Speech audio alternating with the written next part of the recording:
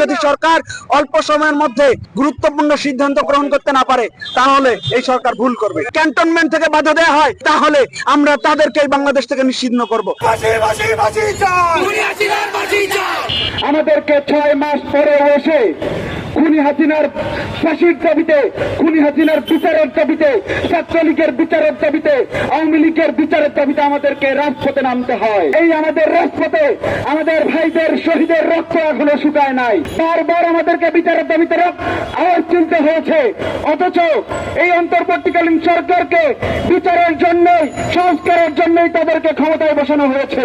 আমরা এখন পর্যন্ত কোনো বিচার পাই নাই। আমরা এখন পর্যন্ত কোনো দৃশ্যমান কোনো পদক্ষেপ দেখি নাই।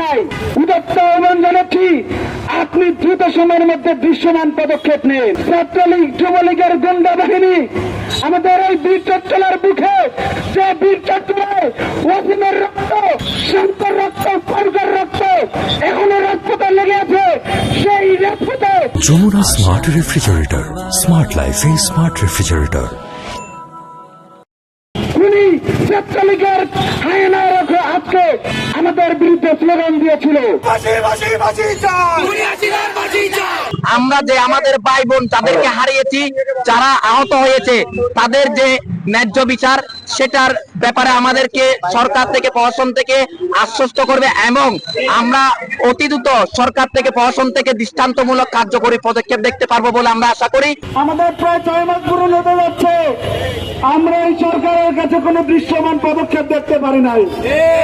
আমাদের ভাইদের রক্ত এখনো এই রাজপথে লেগে আছে।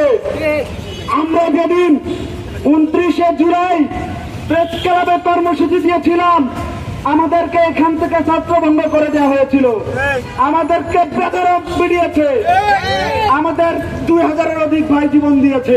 আমি এখানে বসলাম, যতক্ষণ পর্যন্ত এই সরকার দৃশ্যমান কোনো পদক্ষেপ নিবে না আমি এখান থেকে উঠবো না। আমরা এখান থেকে উঠবো না।